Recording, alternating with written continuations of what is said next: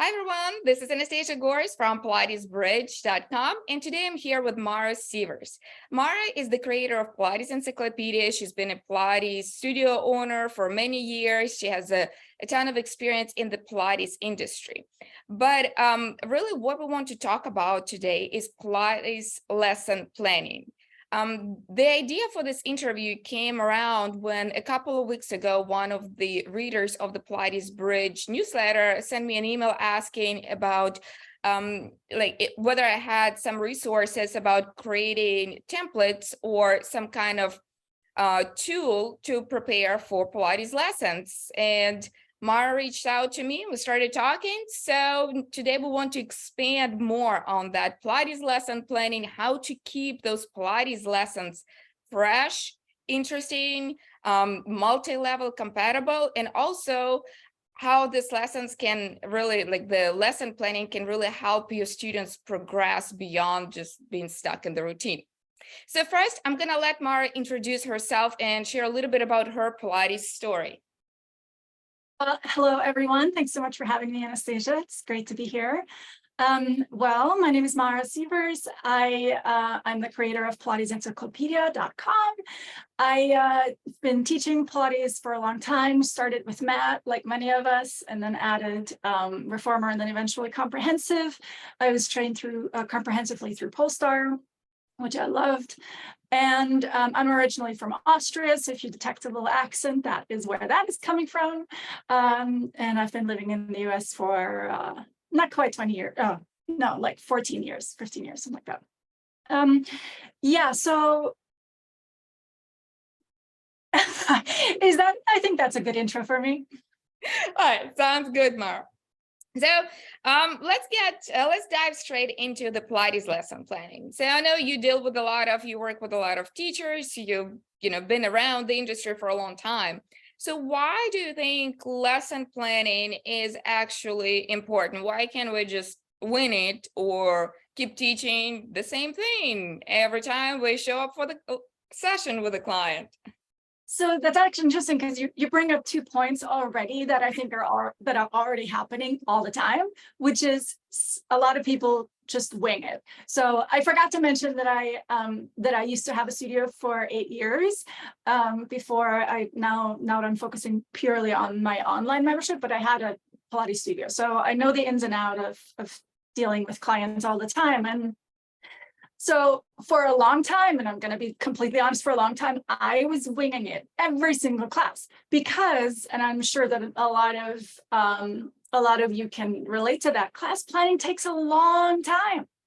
And so I'm mentoring teachers mostly, and that's the number one thing that I hear all the time is class planning takes so long. And I hear stories from new teachers who spend at least the same amount of time planning a class that they spend teaching a class. So they spend an hour planning it and then they teach it for an hour, which means basically they just cut their income in half, right? And I know that a lot of those people don't necessarily teach Pilates for a living. And in the beginning, so it doesn't matter to them if they spend an hour and they enjoy it. And in the beginning, to be fully honest, you do need to spend more time planning classes because you're new to it. Anything that you're new at, you just got to spend more time doing, right? It's just a learning curve. That's the same thing. So I spent a long time just looking at who shows up. And then you get to know your clients, right? And say, oh, we'll do this, we'll do that, we'll do this, we'll do that.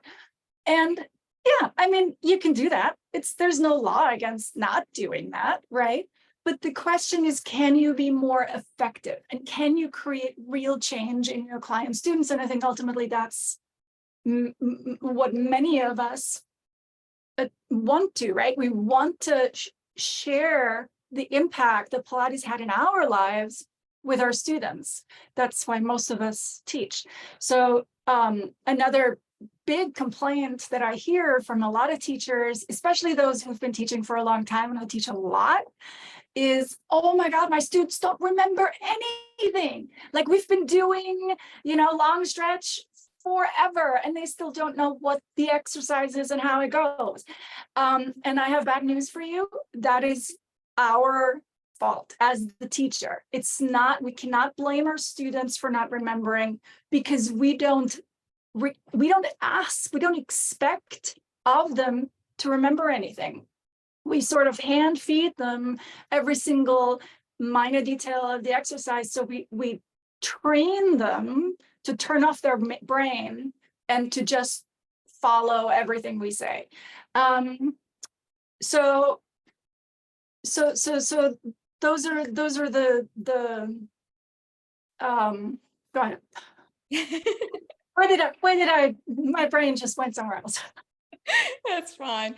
So I guess another question, kind of following the same route there, but do you think that creating those lesson plans help to create a longer commitment from the clients to the studio, to the teacher, like loyalty to the method and also to the teacher? Would you say that it's the case? It totally depends. And that is, I think, that's why there is such a discrepancy, or that's why there's such extreme opinions. So for instance, in the classical world, they don't teach much variety. This is the flow.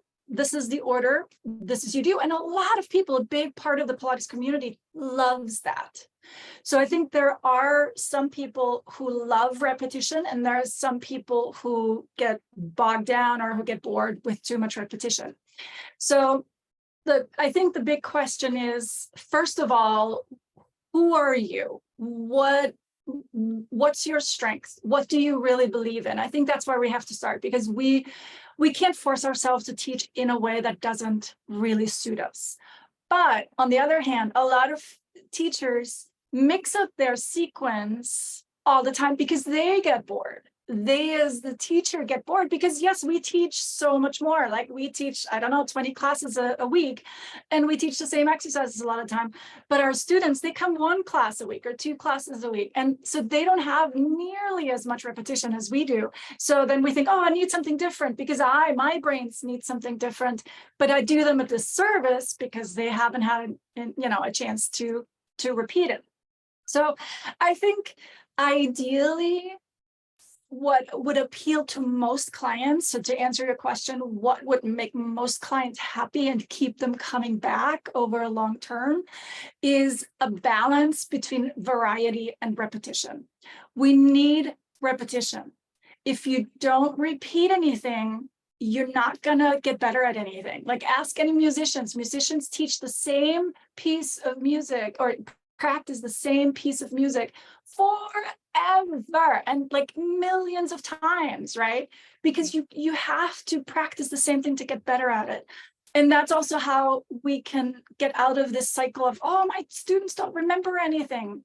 It's because we always mix it up. It's too much variety. I know we say variety is the spice of life, right? But when you think about is in with that metaphor of the spice, you don't want to put 50% of spice in your dish that you're cooking. You put in maybe 5% or maybe less. The remaining 95% are bigger chunks. Those are your basic exercises that we just teach all the time, right?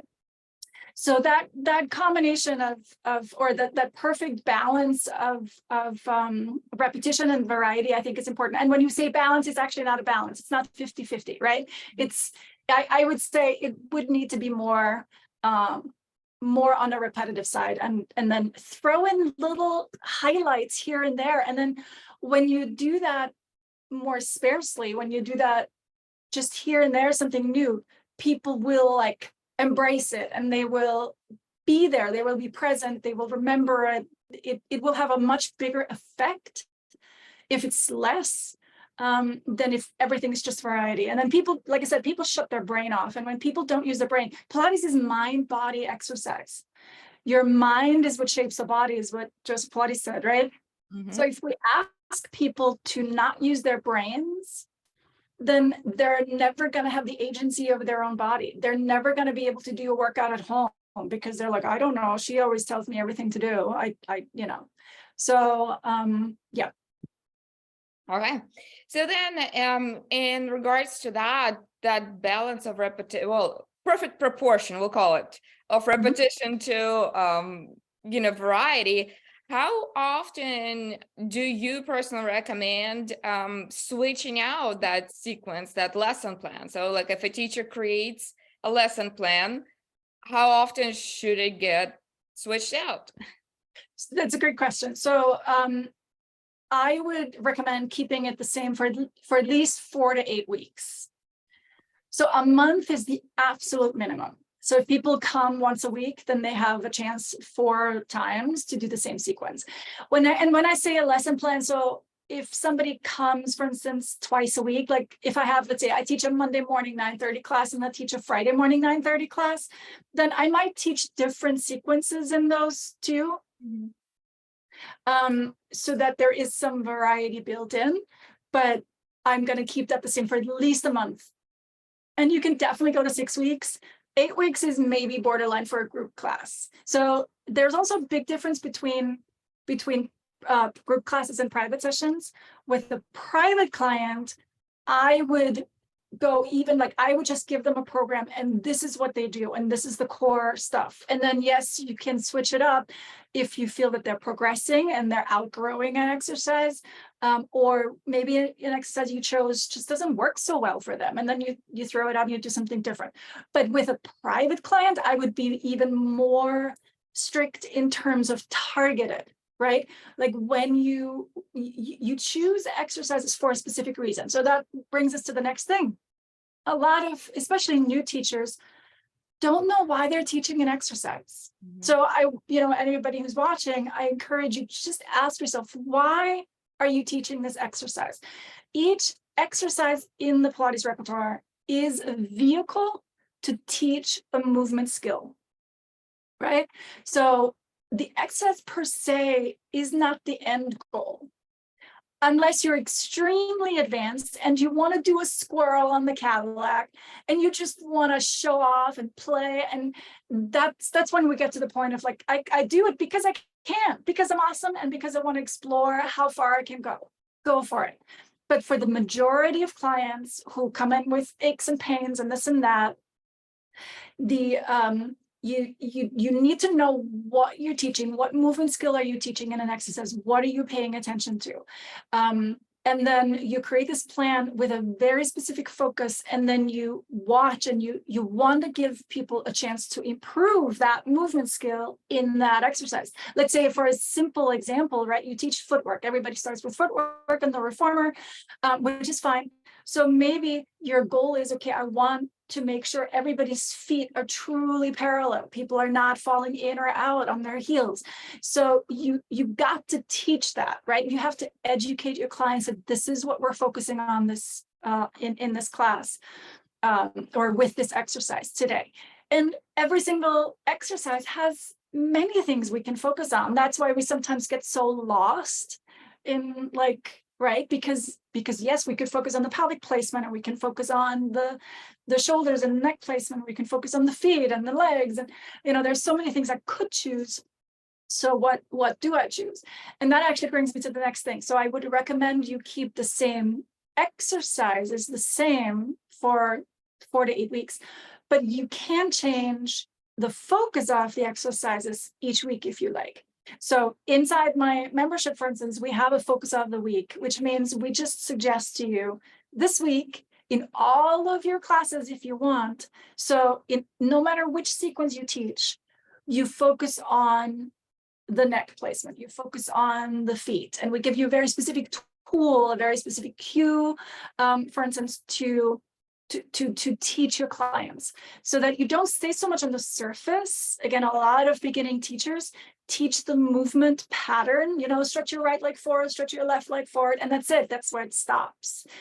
But we never go deeper. So this keeping the sequence the same and choosing a different focus each week keeps it interesting.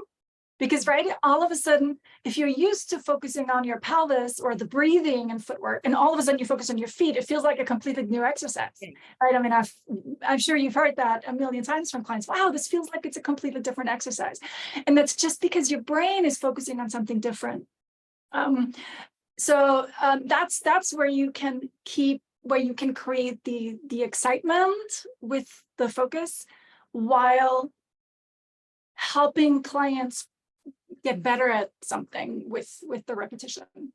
Okay. Yeah, sounds good.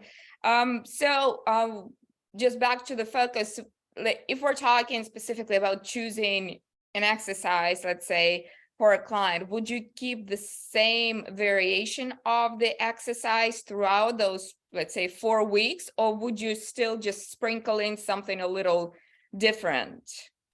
That totally depends. And that's where, that's where you have flexibility. If I feel that a class or like a client with a specific one client, it's always easier because you see if they can do what you're doing, and then you can progress them. In a class, I would say if I see that everybody's, like, the majority of people knows what they're doing, then yeah, I would maybe put in a variation for sure to make it more interesting. But I also think that too many variations in the same exercise can be super distracting, and it distracts from the core of what we're trying to achieve. So for example, I hear a lot of people like doing feet and straps, and then they do 10 different variations. First we do lift and lower, then we do circles, then we do Peter Pan, then we do helicopter, like so many different variations in the same exercise. And I think that that's too much, because what happens is you're only trying to keep up with the movement pattern, and you're forgetting to focus on what am I even doing here, right? Like, so for instance, lumbopelvic stability. Nobody will focus on where their pelvis is in relationship to their rib cage or core or mat if they're just struggling to, oh, she's doing scissors already. Oh, never mind. I forgot. I'm still doing lift and lower, right? So we get so distracted with things that don't really matter. That actually brings me to another thing about choreography. It's interesting that, like, there's so many different words, and I think a lot of people new to the Pilates industry, we get confused with what all those means. So what do you, like, I think of a class that I put together, I would call it a sequence, a class sequence, or I think you called it something different, a class plan. Class plan, class sequence, right? But I hear a lot of the term class flow. I need a flow. And I think, right, and I think it's, so what it is, I think, is we think we need to have this dance, that the whole class needs to be one perfectly choreographed dance. And like transitions have to be super fluid and elegant and all of that. And you know what? That's a very advanced teaching skill. And yes, when you take a class with a teacher who's really good at that, no doubt, it's wonderful. It's a great experience, but it is an advanced teaching skill. So if you're just starting to teach, don't even worry. Don't worry. Like, why spend? It's much, much more important that people get stronger, build on their flexibility, focus on their imbalances and stuff like that, than, yeah, whatever, you get off the reformer, you get back on the reformer. It doesn't matter, especially on the reformer. It's much harder to have a really flowy experience anyway, just because of the equipment. On the mat, yeah, you can be a little bit more fluid. I'll give you guys one quick tip for creating a flowy experience, if you want, is change only one thing at a time. So what that means is, let's say you're in quadruped and you do cat and cow, and then you come to neutral, and then you, let's say, step one foot back, bring it in, step the other foot back, bring it in. So you're just changing one limb and one movement. And then maybe you can layer on and say, okay, now we're going to do one leg and the opposite arm and bring it back one, and then, so just changing one thing instead of saying, okay, cat and cow, now we're gonna sit down and do rolling like a ball. Now we're gonna come back onto hands and knees and gonna do a front support or a plank. So the less you change from one exercise to the other, the more flow you will create. So if that's one of your main concerns, guys, that's try and think of that. That'll help. But otherwise, I would really say try and take that pressure off of you. If you're starting, just choose exercises that are doable for your clients, that are probably easier than you think. I think most people choose exercises that are way too hard. And then they see all the mistakes, and then they are getting overwhelmed by trying to correct everybody. If you just chose an easier variation, then you wouldn't stress out so much. And then you can still add a layer or a level and make a longer lever or stuff like that, and progress from easy to hard. We often do it the other way around. We introduce a challenging exercise and then get frustrated with this person complains of wrist pain and this person complains of elbow pain and this person, and then we're like, oh my God, how do I find variations for this exercise for all these people?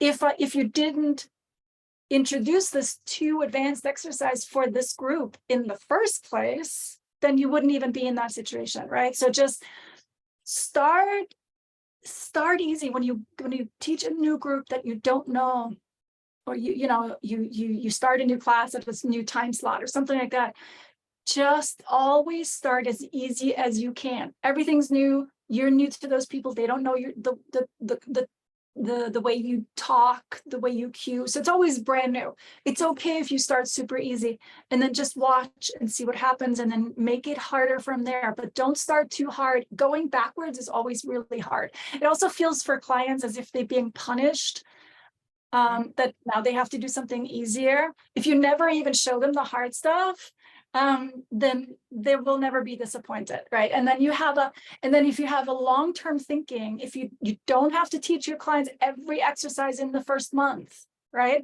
Like, have a long-term thinking. That's maybe to go back, Anastasia, to your question that you had before, the thought of how do I keep clients long-term? Mm-hmm. You have long-term thinking, and okay, right now we're starting easy, that's fine. In a year, I want those people to be able to do upstretch.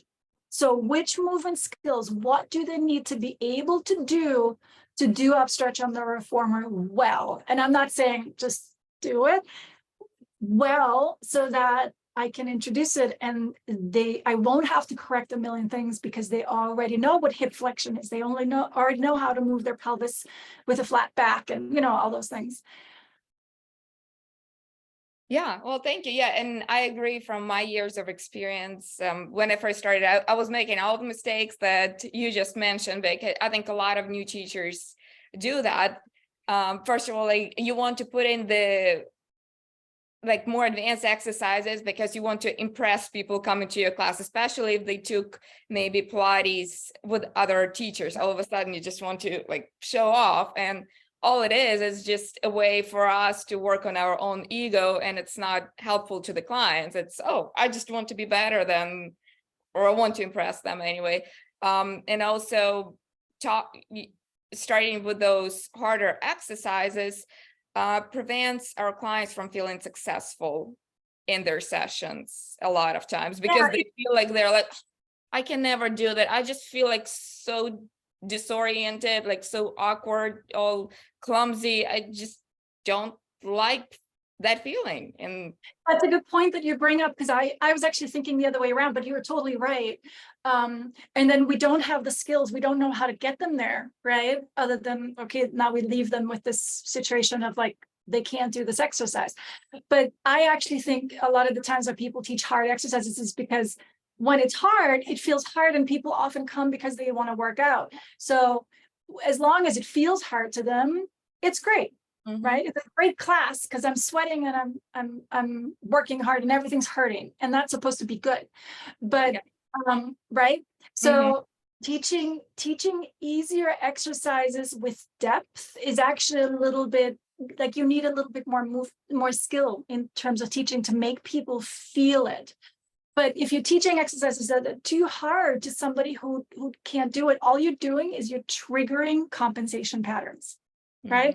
And the whole goal of Pilates is to get rid of compensation patterns. So it comes down to just continue your education and ask yourself, I think that's the biggest question. Ask yourself, what am I doing in this exercise? Which joint is moving? What movement skill? And by the way, I use the term movement skill a lot. I just want to clarify that because not everybody might be clear on what that is. So inside my membership, I have everything organized by movement skill, which means, for instance, hip flexion, right? How do I know that somebody has good hip flexion? What's involved? Which exercises practice hip flexion? And then I can start to see every exercise or the similarities, different exercises. I can see, okay, oh yes, so an inverted V has hip flexion. Where do I also hip flexion?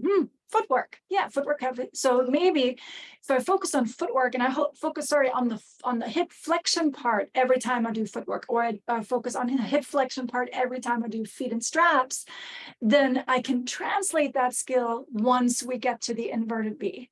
Okay, so if you just ask yourself, which movement skill am I practicing in this exercise, that'll already get you far, make you more comfortable in teaching the easier exercises.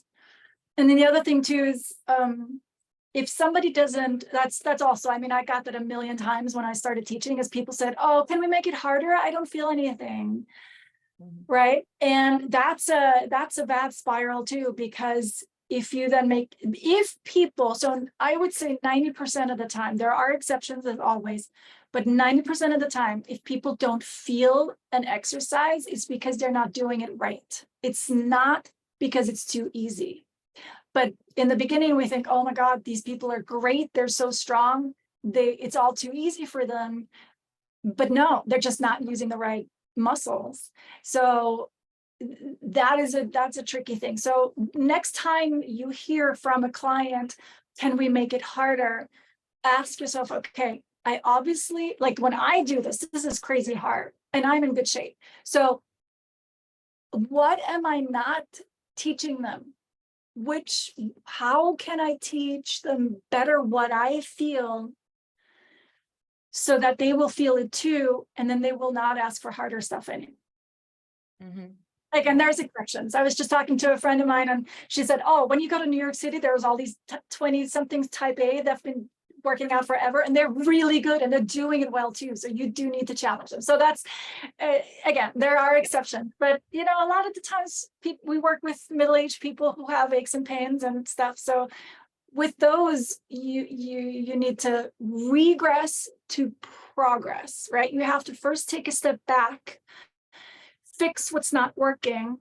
And I'm saying fix, and I'm already hearing all the voices because this is a word that I guess the product world wants to let go of. But again, you're trying to correct the imbalance that's going on.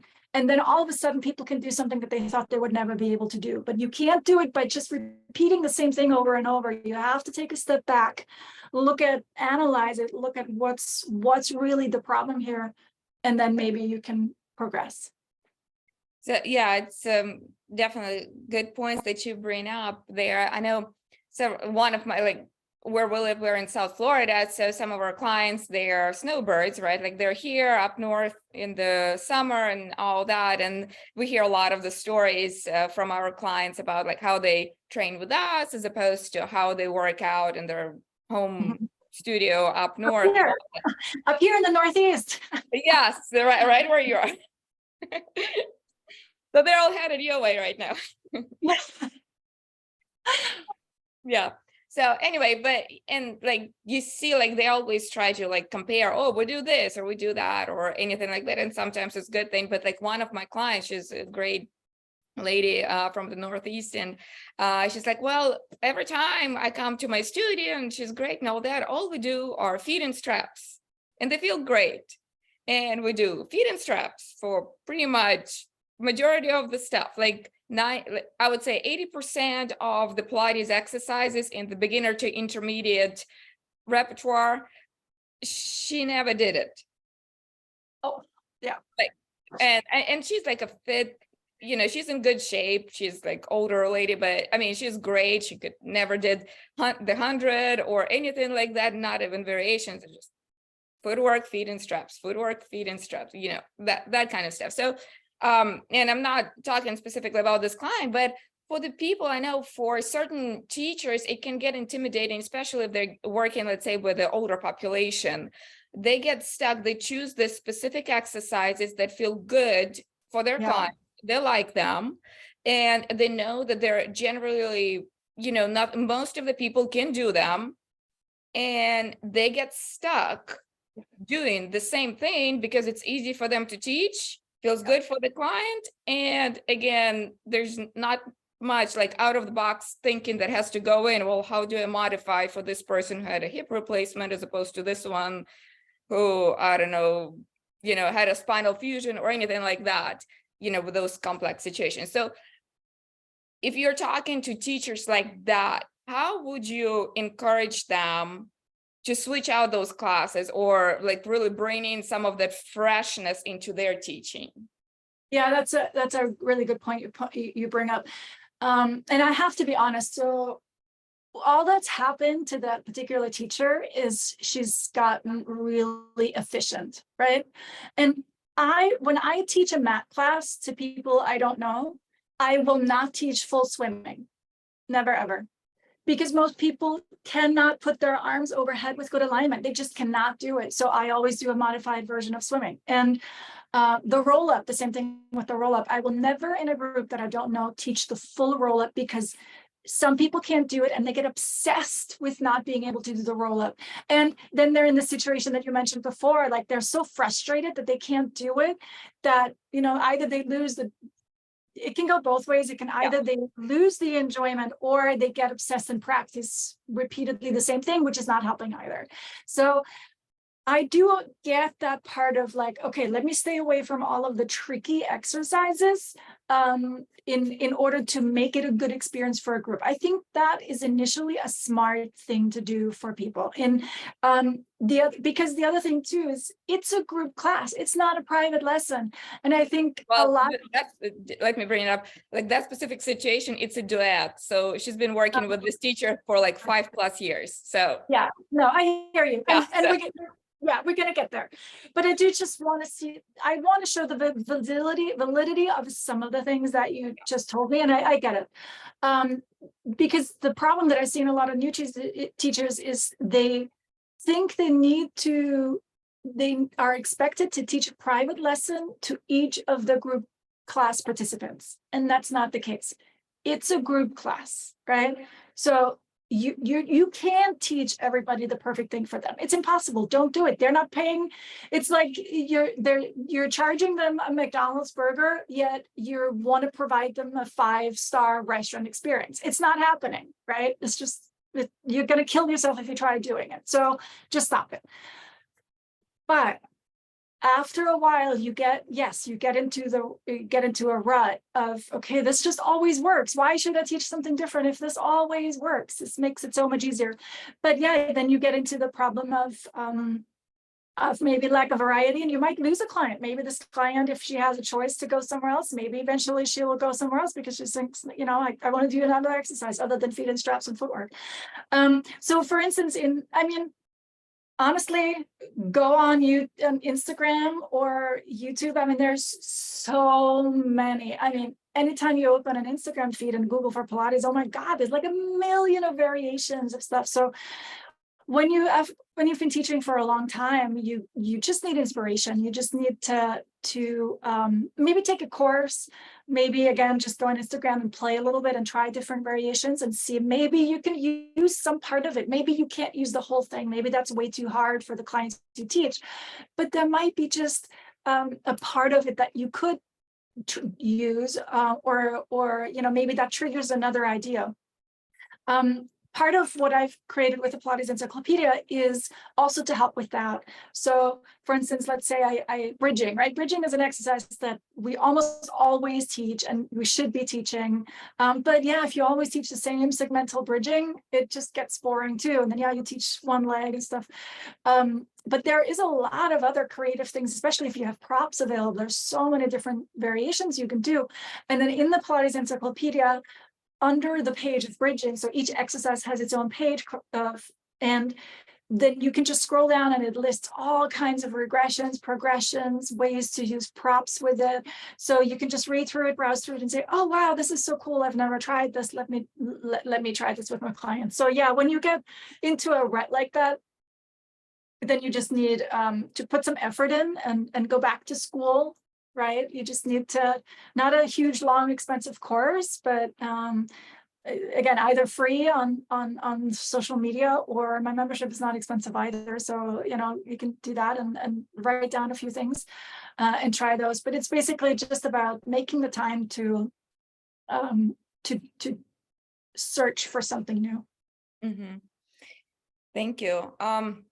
So I wanted to bring us back to your template where we kind of started our conversation here, and that conversation about like the member of the newsletter that I sent out for Pilates Bridge.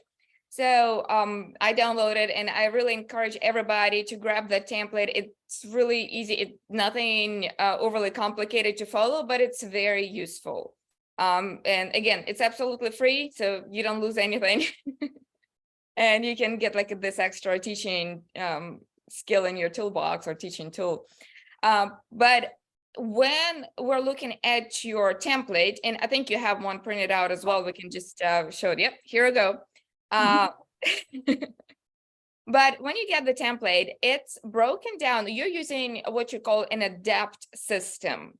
And each class, you break it down, if I'm correct, into 6 blocks, right? So can you explain a little bit more what your adapt system is, and why specifically 6 blocks for each lesson? Right. So ADAPT is just an acronym because I think what Pilates is all about is adapting to the individual. I think that is one of the absolute most important things you need to do when teaching Pilates, or what sets it apart from other forms of exercise too. And it's basically 6 blocks. So it's just 2 pages. And it's very, very simple. It's extremely simple, but simple sometimes is better than complicated. So it just starts with, it's organized by body position. So it starts with supine, goes to prone, then side lying, then seated, then kneeling and quadruped, and then standing. So basically you start from lying down and transition to standing up.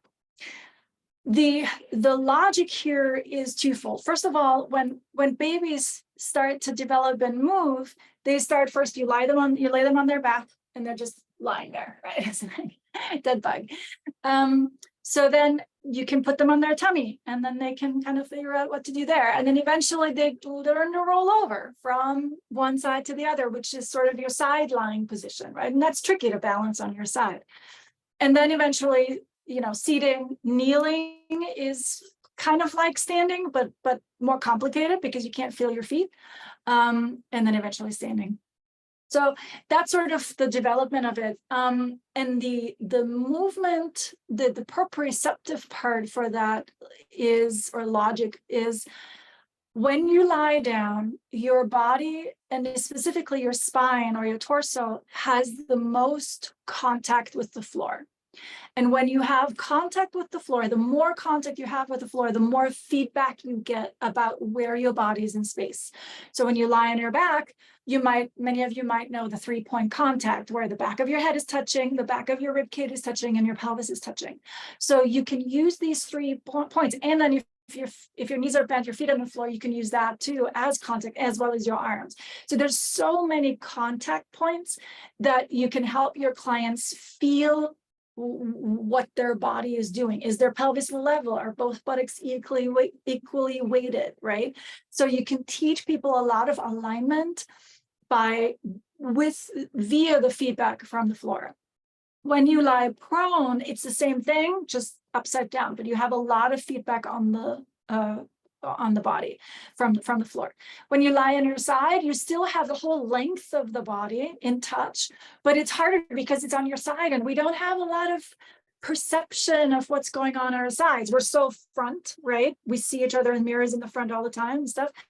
Back is always harder. Like when prone is already much harder than supine, but side is even trickier and requires a lot of balancing.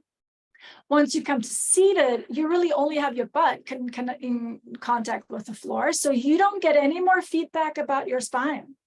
So now, once you come to seated, you already need to understand the relationship of the rib cage to the pelvis or the head to the pelvis. And then you can practice what you've learned earlier on in the seated position with gravity. And that's the other thing. So gravity always comes from a different direction. When you supine, right, the force of gravity comes from the front. When you're prone, it comes from the back, and then sideline comes from the side. When you're seated, it comes from the top. So we're changing the relationship to gravity. And when we're talking, I mean, gravity is obviously affecting us all the time, no matter whether we're on the mat or on the reformer. But obviously, when you work with springs, you have a whole other level of force from a different direction that joins the party. But for just mat or barrel exercises, stuff like that, that's the main force is gravity. And then when you're quadruped, again, quadruped is similar to prone, but you don't have any feedback to your spine anymore. You do have still a closed chain environment, maybe through your hands and your legs. And then kneeling, you're upright again, like in seated, but with short legs. And then standing is how we live most of our lives. So I think that's where we should end, and where we can try and incorporate some of what we've learned before. But you don't get much feedback at all anymore once you're standing. So that's why it's this transition. And so how you use it is you basically fill in, and I only filled in the first section, but basically you just fill in 3 to 4 exercises in each block, right? And that also prevents you from doing 90% of feet and straps in your class, right? Because so many people teach so many supine exercises that they run out of time, and they do 1 prone exercise, 1 seated exercise, maybe side kicks, 1 quadruped, and then they go, right? And then no standing. So it's imbalanced.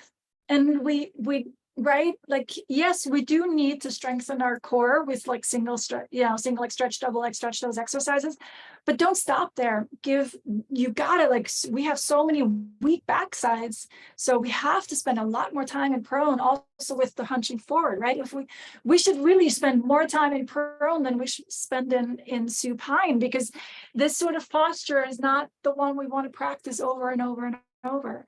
So this template sort of tells you to move on. Okay, you've done your 3 to 4 exercises in this block, move on. Or in prone, oh, I only have 1 exercise in prone. I got to think of another one, right? By the way, inside the Pilates Encyclopedia membership, the library is organized exactly in these blocks. So let's say you say, okay, I can't think of any other exercises this group can do in prone. What do I do? Then you just go to the equipment that you're on, you click on prone, and then you read everything through. It's like, oh yes, this could work. This could work, So that's sort of the purpose of the template. And then there are 2 more columns. So in the middle column, you can list variations. So obviously, staying feet in straps is very broad, or bridging is very broad. You like which variation are you teaching? And then again, next to it, you can write down what you want to focus on in that particular variation. Let's say you teach feet and straps, you teach the variation bend and stretch, or frogs or something. And then next to it, I'm reminding myself and write down, look at hip dissociation, look at lumbar-pelvic stability. That's the most important thing. I don't care if their feet are looking great or anything, but I do want the pelvis to be stable, and I do want the legs to move without any tipping forward and back.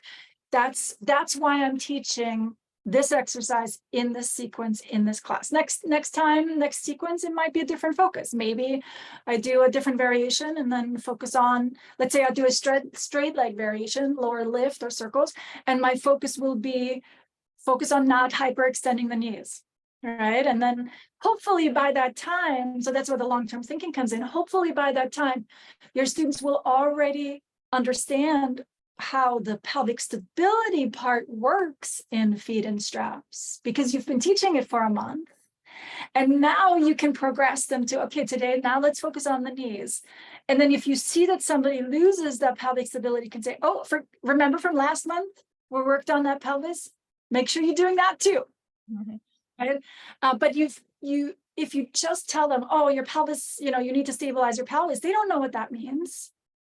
You have to actually educate them. You have to teach them. That's why we like to say we're Pilates teachers, not instructors, because an instructor is just somebody who tells you go there, instead of actually teaching you how to move. Thank you. Yeah, it's definitely a really great plan to create those lessons, like sequences, as you call them. And again, not being left with not enough exercises to teach, or like leaving out certain whole sections of the Pilates method just because, we forget about them or run out of time or anything like that. So just to wrap up our interview, I wanted to ask you, obviously you mentioned several times your website, your business Pilates Encyclopedia, and it sounds it's like really, it would be really helpful for a lot of teachers just to grab those fresh ideas, something that's actually curated, something that's actually developed by a Pilates teacher, because I know, like you mentioned, you can get a lot of inspiration from social media, like Instagram. Sometimes you can look at it, it's like, what was even that? So the thing that you don't get is you don't get any substance. You Yeah. see a movement, but you don't know why, what's going on. Like I try sometimes variations that I see and I'm like, I don't even know what I'm doing here. I'm not feeling anything because I'm not being taught. And that's the difference. So inside the Pilates Encyclopedia, I have a whole movement analysis and I'm telling you exactly what you're working in every single exercise. So what are other components of the Pilates Encyclopedia, like the benefits for the teachers that they can get from being part of your group, of part of your subscription membership? Yeah, sure. So I really want to provide teachers anything that they need to be successful in teaching. So first of all, there's a exercise library, all pieces of equipment. I mean, I cannot say all exercises because there's like every day somebody wakes up and invents a new exercise, but basically the majority of exercises is in there, the traditional ones for sure. And then I'm always adding, every day I'm adding new variations and new progressions and modifications and stuff like that. But on top of the exercise library, there's a lot of teaching tips. So I have a whole section on cueing, verbal cueing, tactile cueing, imagery. We have class plans. So we do have a few of these sequences ready to go in there. I'm currently working on short flows. So going with the flow theme is like a way to make class planning even easier. Is, I can give you one section. Let's say I'll give you a prone flow. So it's like 3 to 4 exercises in prone, watch it, write it down, teach it. Right. And then maybe you exchange only this one block. You don't exchange the whole sequence, but just this one block, so as an idea, that's what I'm working on right now, on top of many other things. But there's also a big section on special populations and postures. So again, if you get somebody with stenosis and you're freaking out, like, oh my God, I don't want to hurt this person, what do I do? We have an article in there that tells you what to do, what not to do, quick introduction. It's not an in-depth course on stenosis, right? That would be way beyond this. You're not going to be a specialist in stenosis after this, but what it does do is it takes away the initial fear of like, I don't know what to do. And when you go to Google and you Google Pilates exercises for stenosis, I don't know how successful you're going to be in finding something, right? And it's going to take you forever. So when you log into the membership, it takes you 10 minutes to read through it and feel a little bit more confident, a little bit more prepared. And okay, this is, at least I have a starting point.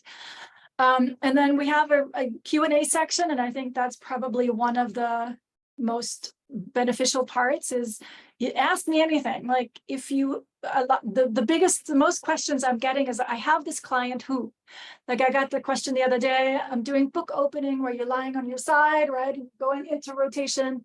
And my client is always lifting the head as, he or she turns. What's happening? How do I fix it? What do I do? You can just leave that comment and I always answer any comments. So those situations that are not in the book, the situations that you don't learn in when you go through your teacher training program. It's like, oh, I've never seen this before. What's going on? You can describe the problem, and I can help you figure out how to go about it. Even though I don't have to see the person, I'll just give you suggestions. Okay, look at this, look at this. If it's this, it could be that, sort of a thing. So there's a lot of personal support in there. Even though it's generally a library that you can access anytime and can get most of the answers there. But again, there's always these gray areas or these in-between places of like, I don't even know where to look this up. So then you can ask a specific question. Yeah, and the focus of the week that has been, we've started doing that this year in the beginning of 2023, and it's been working really well. Like people really like it, of just, again, this is the part where that you described earlier, the teacher who always teaches the same thing, is because it takes a lot of time to, like, if you're teaching full time, you're tired at the end of the day. You don't necessarily have a lot of energy left over to research new things. So this focus of the week takes 5 minutes to read, gives you some suggestions, and you can go and write yourself a little note card or something with the focus of the week, put it on your, wherever you're teaching. And then every class you teach, oh yeah, let me do that. Because we get into the rut. So there's a lot of images or cues that I know, but that I don't use on a regular basis. So if I have this, oh yeah, I keep forgetting about this. It's just a really quick way to make your classes more interesting. And then also, it has this double effect of not only make it more interesting, but actually teach you and teach your client something. Because again, maybe this is a new way to look at it, and both of you are learning something from it. Yeah, and there's a glossary, and there's so much information in the membership, the whole movement skill section. So if you're wondering, okay, this person can't round their spine, they have really trouble with spine flexion, what's going on? So I give you, or I want to improve somebody's spine flexion because they really want to work on rolling like a ball. What do I do? And then I have a whole, again, page where I list exercises, all the exercises that you can do to improve spine flexion. Awesome. Now that looks like it's really a Pilates encyclopedia. In and out and all around, like all encompassing, and it sounds like a wonderful resource for all the teachers who want to really elevate their teaching skills or grow in their teaching, like their teaching practice, actually, because we're all practicing as teachers. None of us have perfection in it, right? But thank you so much, Mara, for the time, for talking to all of us today about the lesson planning, about the sequencing, about like all this special elements. Again, like I'm going to leave all the links to your resources, to the free template, and also to your Pilates Encyclopedia website on the website, as well as just any of your social links, so that anybody who's interested, or if they have any questions, they can reach out to you and ask about, again, the Pilates Encyclopedia website, what they can get out of it, and how it can help them be a better and more effective teacher. Absolutely. That's great. Thank you so much for having me on. This was really fun. Thank you.